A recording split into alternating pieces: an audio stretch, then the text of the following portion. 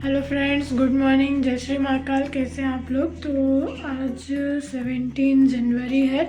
तो आज तिल चौथ जो होती है वो आज फास्ट रहेगा। शादी के बाद मेरा फर्स्ट फास्ट है। तो मैं अपना पूरा डे में जो भी होगा वो आपके साथ ज़रूर शेयर करूँगी। तो मिलते हैं आगे ब्लॉग में।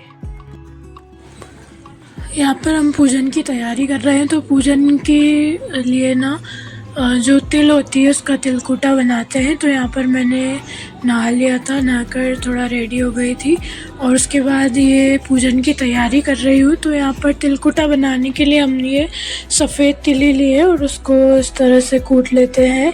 यहाँ पर तिल को मैं कूट रही हूँ और उसके बाद गुड़ को भी उसमें साथ में कूट कर उसके जो है तिलकुटा बनाएंगे। मतलब गणपति जी बनाते हैं और 11 तिल और गुड़ के लड्डू बनाते हैं। ऐसे कूट करके मैं आपको दिखाती हूँ हम लोगों ने बनाए हैं। तो यहाँ पर देखिए 11 लड्डू और गणपति जी बनाए हैं हम लोगों ने। तिलकुटा इसको बोलते हैं। तो इसी से पूजन किया जाता है तिल चतुर्थी वाले दिन। तो ये मेरा फर्स्ट व्रत है शादी के बाद का। पूजन की सारी तैयारी करने के बाद मैं यहाँ पर रेडी हो गई हूँ। ये है मेरा फाइनल लुक। आप लोग कमेंट करके बताएगा कि मैं कैसी लग रही हूँ। तो पूजा में जब बैठते हैं तो सीधे पल्ले की साड़ी पहनते हैं। तो मैंने यहाँ पर सीधे पल्ले वाली साड़ी पहनी है। लो सिंगार करके बैठी है मेरी बहन। लो और फिर हम लोग आ गए थे छत पर पूजन करने के लिए। छत पर ही हम लोगों ने पूजन की थी क्योंकि अर्घ वगैरह देने के लिए छत पर तो आना ही होता है। तो इसलिए हम छत पर ही आ गए थे पूजन के लिए भी।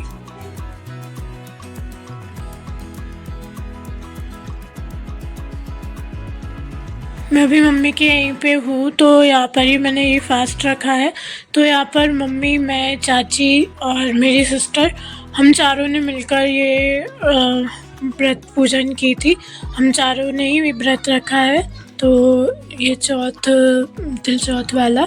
तो यहाँ पर मैं सबसे पहले पूजन कर रही हूँ। तो भगवान जी को, गणपति जी को और चौथ माता को इस तरह से दूध और पानी से नहलाकर उनको विराजमान कर दिया है। और फिर जो भी तिलक वगैरह लगाकर, चावल वगैरह लगाकर जो भी है पूजन कर रही हूँ। और सब लोगों ने बारी बारी से इसी तरह से पूजन किया था। आप लोग एंड तक ब्लॉग देखिएगा तो आप लोगों को पता चल जाएगा। और इसमें जो कथा है, तिल चौथ वाली जो कथा होती है वो भी आपको सुनने के लिए मिलेगी। तो वो भी आप लोग ज़रूर सुनिएगा।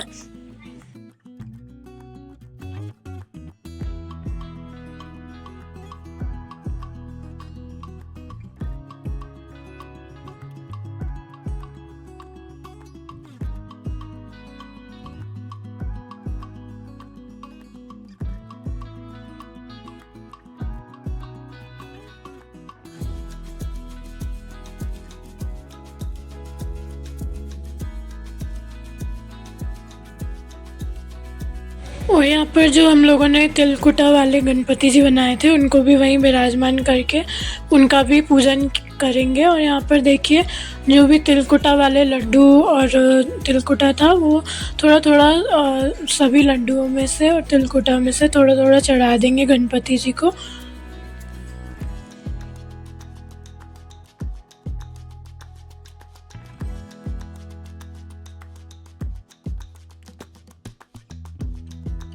व्रत में पूजन करने के लिए बैठते हैं तब माहौर या मेहंदी लगाकर बैठते हैं। तो यहाँ पर हम लोग माहौर लगाएंगे। हम लोगों ने लगा नहीं पाया था पहले।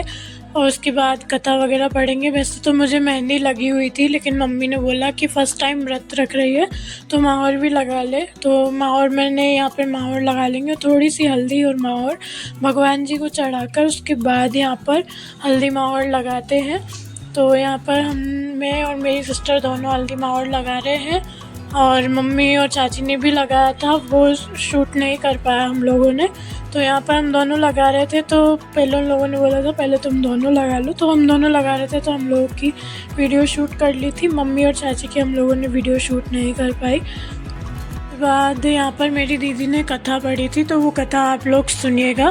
ब्लॉग में आगे तक बने रहिएगा। एक शहर में देवरानी जेठानी रहती थी। जेठानी अमीर थी और देवरानी गरीब थी। देवरानी गणेश जी की भक्त थी।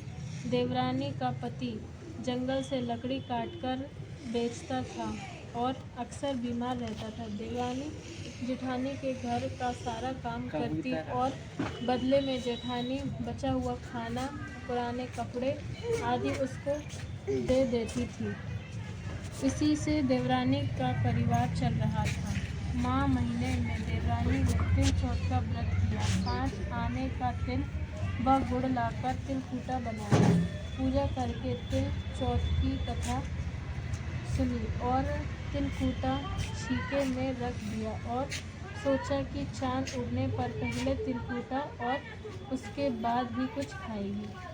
कथा सुनकर वह जेठानी के यहाँ चली गई। खाना बनाकर जेठानी बच्चों से खाना खाने को कहा तो बच्चे बोले, माँ ने व्रत किया है और माँ भूखी है, तब माँ खाना खाएगी, हम भी तभी खाएंगे। जेठानी को खाना खाने को कहा तो जेठ जी बोले, मैं अकेला नहीं खाऊंगा, जब चांद निकलेगा तब सब खाएंगे, तभी मैं भी खाऊंगा। जेठानी ने उसे कहा कि आज तो किसी ने भी अभी तक खाना नहीं खाया, तुम्हें कैसे दे दूं? तुम सुबह सवेरे ही बचा हुआ खाना ले जाना। देवरानी के घर पर पति बच्चे सब आस लगाए बैठे थे कि आज तो त्योहार है, इसलिए कुछ पकवान आदि खाने को मिलेगा। परंतु तब बच्चों को पता चला कि आज तो रोटी भी नहीं मिलेगी, तो बच्चे रोने लगे। उसके पति को भी बहुत गुस्सा आया। कहने लगा, सारा दिन काम करके भी 2 रोटी नहीं ला सकती तो काम क्यों करती हो? पति ने गुस्से में आकर पत्नी को कपड़े धोने से मारा। धोना हाथ से छूट गया तो पाटे से मारा। अब बेचारी गणेश जी को याद करती हुई रोते रोते पानी पीकर सो गई। उस दिन गणेश जी देवरानी के सपने में आए और कहने लगे, धोबने मारी, पाटे मारी, सो रही है क्या? जाग रही है? वह बोली, कुछ सो रही हूँ, कुछ जाग रही हूँ। गणेश जी बोले, भूख लगी है, कुछ खाने को दे। देवरानी बोली, क्या दूँ? मेरे घर में तो अन्न का एक दाना भी नहीं है। जेठानी बचा कुचा खाना देती थी, आज वह भी नहीं मिला। पूजा का बचा हुआ तिलकूटा छीके में पड़ा है, वही खा लो। तिलकूटा खाने के बाद गणेश जी बोले, धोना मारी, पाटे मारी, निमटाई लगी है, कहाँ निमटे? वह बोली, यह पड़ा घर, जहाँ इच्छा हो वहाँ निमट लो। फिर गणेश जी बच्चे की तरह बोले, अब कहाँ पहुँचूँ? नींद में मग्न। अब देवरानी को बहुत गुस्सा आया कि कब से तंग किए जा रहे हो। सो बोली, मेरे सर पर पहुँचो। और कहाँ पहुँचोगे? सुबह जब देवरानी उठी तो यह देखकर हैरान रह गई कि पूरा घर हीरे मोती से जगमगा रहा है। सिर पर जहाँ विनायक जी पोंछनी कर गए थे, वहाँ हीरे के टीके व बिंदी जगमगा रहे थे। उस दिन देवरानी जेठानी के यहाँ काम करने नहीं गई। बड़ी देर तक राह देखने के बाद जेठानी ने बच्चों को देवरानी को बुलाने भेजा। जेठानी ने सोचा, कल खाना नहीं दिया, इसलिए शायद देवरानी बुरा मान गई है। बच्चे बुलाने गए और बोले, चाची चलो, माँ ने बुलाया है, सारा काम पड़ा है। देवरानी ने जवाब दिया, अब उसकी ज़रूरत नहीं है, घर में सब भरपूर है गणेश जी के आशीष से। बच्चों ने घर जाकर माँ को बताया कि चाची का तो पूरा घर ही हीरे मोतियों से जगमगा रहा है। जेठानी दौड़ती हुई देवरानी के पास आई और पूछा कि यह सब हुआ कैसे। देवरानी ने उसके साथ जो हुआ वो सब कह डाला। घर लौटकर जेठानी अपने पति से कहा कि आप मुझे धोबने और पाटे से मारो। उसका पति बोला कि भली मानस, मैंने कभी तुम पर हाथ भी नहीं उठाया, मैं तुम्हें धोबने और पाटे से कैसे मार सकता हूँ। वह नहीं मानी और जिद करने लगी। मजबूरन पति को उसे मारना पड़ा। उसने ढेर सारी घी डालकर चूरमा बनाया और छीके में रखकर और सो गई। रात को चौथ विनायक जी सपने में आए, कहने लगे, भूख लगी है, क्या खाऊं? जेठानी ने कहा, हे गणेश जी महाराज, मेरी देवरानी के यहाँ तो अब आपने सूखा तिलकुटा खाया था। मैंने तो झरते घी का चूरमा बनाकर आपके लिए छीके में रखा है। फल और मेवे भी रखे हैं, जो चाहे खा लीजिए। बाल स्वरूप उसने सोचा किसी को पता नहीं चलेगा और उसने उस धन को नहीं बांटा। उसने कहा, हे श्री गणेश जी, अब तो अपना ही बिखराव समेटो। वे बोले, पहले चूल्हे के नीचे गांठी गड़ी हुई मोहरों की हांडी सहित ताक में रखी 2 सुई के भी 2 हिस्से कर। इस प्रकार गजानन ने बाल स्वरूप में आकर सुई जैसी छोटी चीज का भी बंटवारा किया और अपनी माया समेटी। हे गणेश जी महाराज, जैसी आपने देवरानी पर कृपा की वैसी सब पर करना। कहानी कहने वाले, सुनने वाले व हुंकार भरने वाले सब पर कृपा करना, किंतु जेठानी को जैसी सजा दी वैसी किसी को मत देना। बोलो गणेश जी महाराज की जय, चौथ माता की जय। कथा पूरी होने के बाद होम लगाया जाता है, तो यहाँ पर हम होम धूप करेंगे।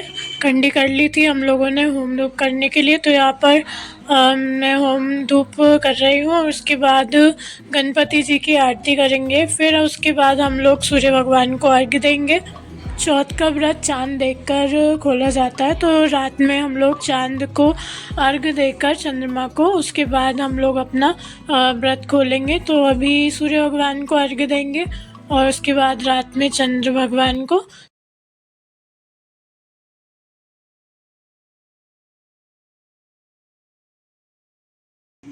जय गणेश जय गणेश जय ताली बजाओ। माता जगती पार्वती पिता फोन नीचे रख दंत दयावंत चार भुजाधारी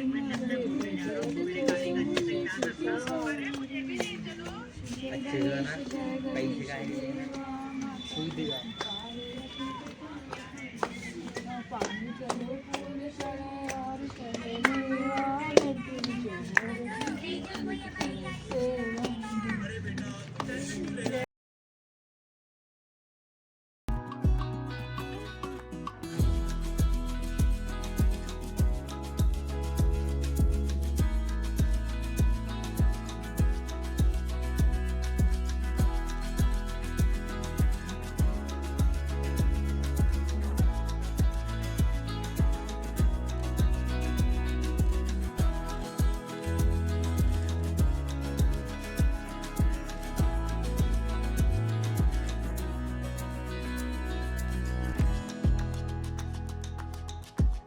आरती करने के बाद यहाँ पर हम सूर्य भगवान को अर्घ्य देंगे। तो शाम को चंद्र भगवान को अर्घ्य देंगे, तो वो गेहूँ के दाने जो जितने चौथ रखता है उतने गेहूं के दाने अपने पल्लू में इस तरह से बांध लेते हैं।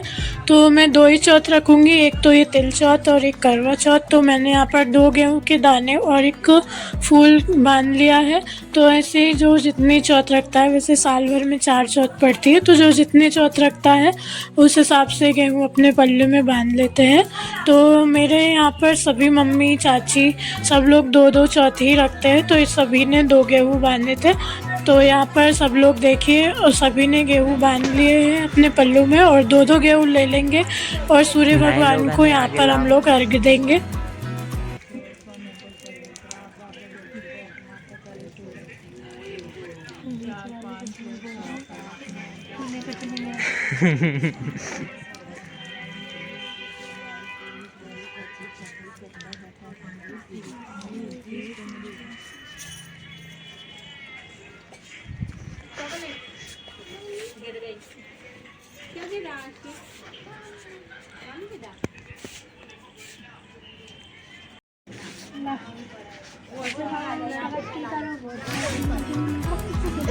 यहाँ अभी दिन की पूजन तो हो गई है, उसके बाद अब शाम की पूजन करेंगे हम लोग। तो दिन में पूजन करने के बाद हम लोगों ने यहाँ पर फलार किया। फलार में हम लोगों ने आलू साबूदाने की खिचड़ी बनाई है और चिप्स हैं आलू की।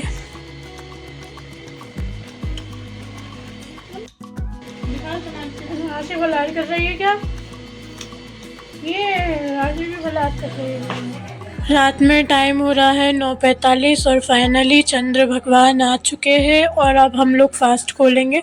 जो मेरी उंगली आपको दिख रही है वही चंद्र भगवान है। तो हम लोग नीचे से ही पूजन कर देंगे क्योंकि यहीं से दिख रहे हैं। तो यहाँ पर पूजन की सभी तैयारी हो गई है और बारी बारी से हम लोग यहाँ पर पूजन कर रहे हैं। मैं फ़र्स्ट टाइम पूजन कर रही थी तो मेरे को इतना कुछ पता नहीं है कैसा क्या करना है। तो मैं मम्मी चाची से पूछ कर रही थी कि क्या क्या करना है, क्या चढ़ाना है। तो यहाँ पर मैं पूजन कर रही हूँ।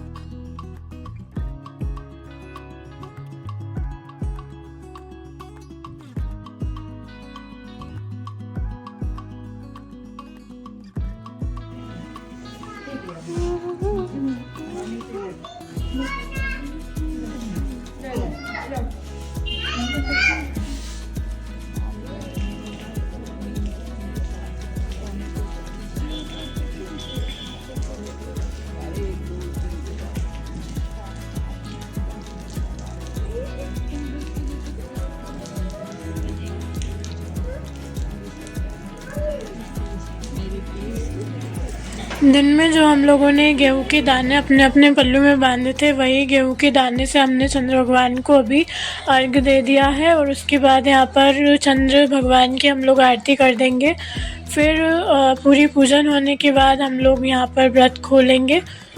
तो चलिए इसी के साथ करते हैं ब्लॉग की समाप्ति। मिलते हैं नेक्स्ट ब्लॉग में। बाय बाय, टेक केयर, जय श्री महाकाल।